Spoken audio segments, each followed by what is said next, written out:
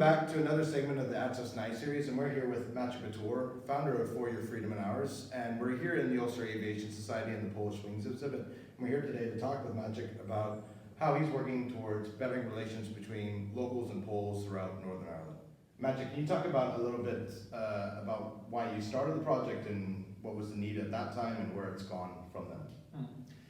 So first of all, the project actually started organically to commemorate the 75th anniversary of the Battle of Britain. At that time, we were asked to create a Polish Air Force in the Second World War exhibition that was actually exhibited in the Ulster Museum for 2 weeks. We also brought a replica of Spitfire, thanks to the Ulster Aviation Society, that would be exhibited in front of the building, the Ulster Museum building. And we also organized a day full of activities that actually explain the history of the Polish Air Force taking part in the Battle of Britain. After we finished that project, we actually left with so much information that we decided it would be actually a normal way to turn that into an accredited training program that could maybe focus on building relationships between Polish people and indigenous population of Northern Ireland. And some of your project centers on reconciliation. Do you want to talk about how that works through the lens of the project and maybe some of the effects it has on society locally? Well, we also have to mention that there are several reasons why we decided, why we thought there is a need for this project. First of all, Polish people came here in 2004. We are the largest ethnic minority group, one of the most active and most visible in Northern Ireland.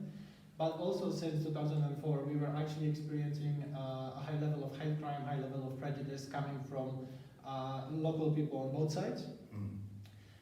There are also a few events happening in the past that actually didn't support integration at all. First of all, we have to mention the Poland versus Northern Ireland football game from 2009. Where over 400 football hooligans from both sides crashed in the Belfast city centre, and also in famous event in 2012 where when some of the Polish flags were being burned on the top of bonfires across Northern Ireland. So basically, we thought that we really need to take a proper approach. A proper approach for us means to educate people. You can criticize people, but criticism would always meet reaction. Very often, not the reaction that you wanted to get from people. When you criticize people, people are getting angry, people are getting unhappy, and there is no way you can build a proper relationship, or you can start a proper relationship. So we thought that actually, bringing shared history to life and explain local people about the connections that we have had in the past might actually help to start having a proper conversation about a current situation between Polish people and Northern Ireland. And what are some of the things that you've learned throughout working on the project, and what are some of the impact you feel that the project has had on society? Well, I think first of all I have to say, and I have to admit that when I started this project, I was prejudiced myself. Because we all are prejudiced. On a daily basis, prejudice is like a shortcut for our minds. We try to get information, but very often we don't have time to do a proper research. And we based our assumption on the information that we are getting from different sources, very often sources that are not fully reliable. And I remember when I started working on this project, I actually had the chance to work with several different groups. For example, Balinowe Orange Hall. And as you can imagine, for a Polish person going to an Orange Hall without knowing what Orange Hall is actually about was actually a bit frightening in a way, because I thought, okay, I'm coming from a Catholic background, I'm coming from the ethnic minority background. I didn't know how people are going to respond. First of all, I was quite afraid that there will be not enough people attending the project. My second concern was that people won't accept me as such, that there will be a very difficult barrier to break. It turns out we have had nearly 30 people graduating from the project, and at the end we were able to create a very good and lasting relationship with each other. Also, and this would actually show you that it wasn't only my experience, it was an experience of most of people living in Northern Ireland. In 2004, suddenly there was an influx of of Polish people from maybe 30 Polish people who were living in Northern Ireland before 2004 to, I would say, approximately 50,000, which means the Polish community appeared in Northern Ireland overnight. I don't think local communities were prepared for this. I don't think Polish people were prepared for living in such a divide and such a complicated environment. So as you can imagine, at the beginning there is plenty of tensions, there is plenty of problems. And I think that was the main reason why there was a need to educate people about not only Polish culture, but also to explain that in the past we did something together, something that had a significant impact on the history of our nations. Maciek, can you talk a little bit about the significance of the Polish Air Force in the Second World War? I think the most, and at the same time the well-known fact is that the Polish Air Force played a key role in the Battle of Britain, defending UK from the Axis forces. So the 303 Squadron, the most successful squadron in the Battle of Britain, was accounted for 126 confirmed victories, which was the highest number of the all squadrons taking part in the battle. Also, a Czech flying together with the 303 Polish squadron was the highest scoring non-British ace of the battle with 14 confirmed victories. Poles actually helped to win the Battle of Britain. When they joined in August 1940, RAF unfortunately was actually on the losing side. And with support of brave and professional Polish pilots, they were able to actually win the battle against Germany. Also, it's very important to mention that if the Battle of Britain wouldn't be successful for the Brits, there is already a land invasion of Germans being prepared, which means that very shortly after, German troops would actually follow and try to take over the whole of England and possibly the United Kingdom. And Maciek, the For Your Freedom and Ours project is a shared history project. Can you talk a little bit about the significance of shared history and some of the impact you've had working with local community groups across the country? Well, first of all, I think that Northern Ireland as a place needs to understand what shared history is. Very often we focus on shared history as a positive event that both communities from Northern Ireland were taking part in, especially in the past. I think through the lens of this project, we are not only highlighting positive relations and the shared history between Poles and the local communities from the past, but we also try to use human examples, case studies to explore the idea of actually sharing not only events, but also emotions. Not very often people think about shared history as something that affected both communities, especially after the conflict. No matter if you were fighting for Germans, Poles, green and orange, the level of trauma would be the same. The level of greed, the level of trauma would be the same. So this is also part of the shared history that not very often we are able to focus on. We try to bring back not only history to life, but also human emotions, with hope that it would actually create a platform for people to understand what shared history really is, and maybe to find more commonalities with the other part of the community or the other part of the society in order to move forward.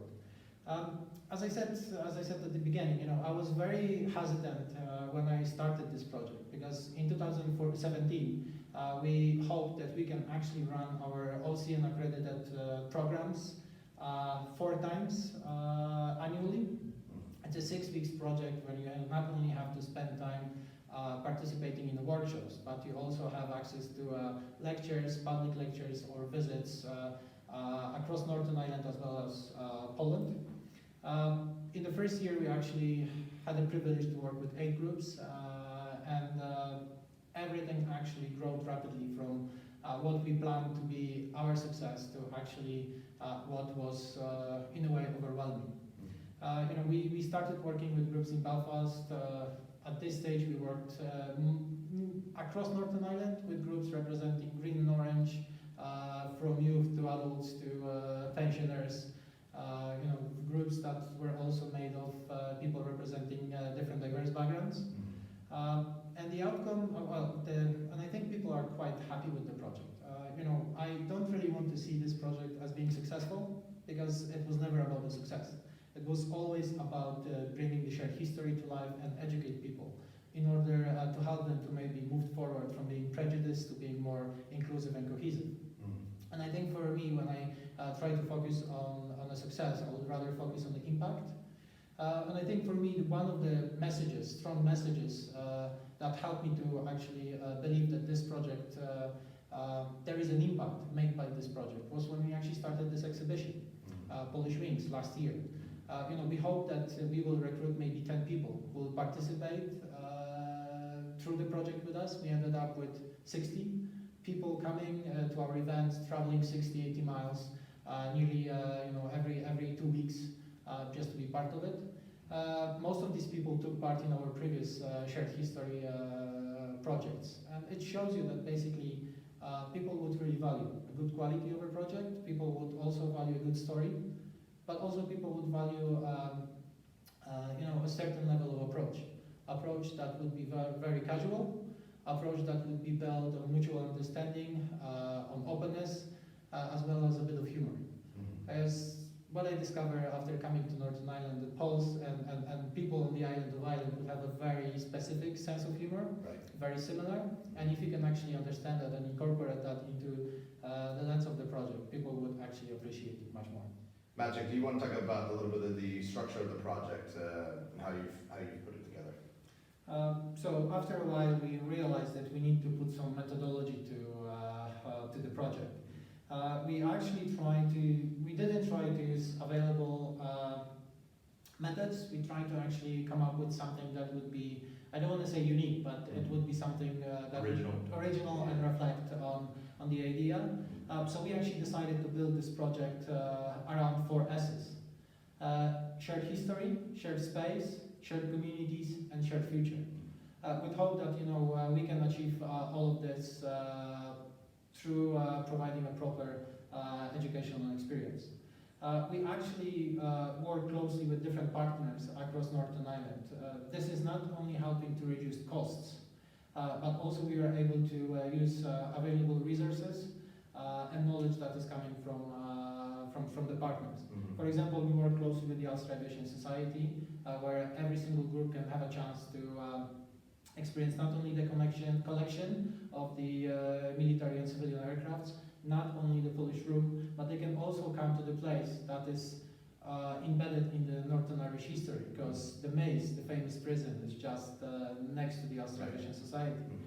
We also work closely with an War Memorial, which is able to tell people the history of Northern Ireland in the Second World War, which would also help us to experience the differences between situation in Poland and situation in Northern Ireland. And obviously, these two countries experienced World War II from a slightly different level. We also try to bring to Northern Ireland speakers and maybe people that have a family connections to Polish pilots flying in the Second World War. We work closely with Claire Money, who is able to explain the history of Krystyna Skarbek, the first female special agent of the Second World War, working for the Great Britain. Last year we were fortunate to bring Sir Dermot Turing, who explained the real story behind the cracking the Enigma code. Not many people know that Enigma was actually being cracked by the Poles in 1932 before they passed their findings to the Allies, especially to the Bletchley Park. We also been working closely with Chris Lański, whose father was flying with the Poles in the Second World War, as well as with the US forces, as well as the RAF. So we try to make this project very interactive, very original, and very interesting. We also take people to experience places such graves of the Polish Airmen, where they can lie a wreath, pay tribute, which makes this even more personal. And Maciek, you've talked about some of the commonality that you've been able to build across cultures, but what's sort of your vision for the project moving into the future? Well, I think for us, I can say that the future is bright. I know it's a slogan that plenty of people would use it. But first of all, this is our 3rd year, and we are still going strong. which I would say it's a huge success. When we started this project, not many people were actually very passionate about it. Some people were saying that educating local people about the shared history from the Polish perspective wouldn't be as welcomed as it was. We now actually are working on the model of good practice together with David Cross Foundation for Reconciliation and the University at Queen's. That can be actually introduced and implemented by April 2020. We'd hope that some of the people from the community sector or maybe other organizations can actually use it, implement it, tweak it, and make it even more successful. Maciek, as we've talked about, you've been working with community groups across Northern Ireland. What do you think some of the transformation that you've seen in communities through the project? First of all, I think majority of people that I worked with, they were not aware of the shared history, especially the Poles being based in Northern Ireland in the Second World War, the Poles flying in the Battle of Britain, the Polish government being based in London, and the Polish armed forces being based in the UK. People didn't know about the situation of Poland post Second World War, so that was an eye-opener. Also very often people enjoy the Polish Culture Awareness Workshop, where they can actually understand Polish community living currently in Northern Ireland, which is also a very interactive approach to education. When we go to Poland with groups, I think this is one of the biggest eye-openers because with having a huge influence of migration, of Polish migration to Northern Ireland, especially economical migration, the presumption is that Poland is less developed, poor country, where you basically can see a level of poverty on the streets. Every single group that I took to Poland, after 5 minutes asking me, Maciek, why are you still living in Northern Ireland when Poland is so nice? And I think, it's very often to change perspectives, broaden the perspective and actually tackle myths and stereotypes. And I also understand that especially people from Northern Ireland can learn from Poland how to move forward from being affected by such a horrible time, such World War II, when we're talking about having a German concentration camps in Poland, having Polish people being executed or sent to the gulags by the Soviets. Then we're talking about decades of communism in Poland. In many ways, Poland and Northern Ireland is similar. We didn't have a conflict in Poland. We have had communism, which was also a very difficult period for us. We ended up communism in the 90s. The troubles ended up in Northern Ireland in the 90s. So I think we're talking about two communities that were in transition, and we both can learn from each other how to actually overcome obstacles in order to build a strong and working community. Maciek, no doubt you're making an impact across Northern Ireland. I want to thank you for being part of the Access 9 project. Thank you. And we look forward to seeing you out in the community.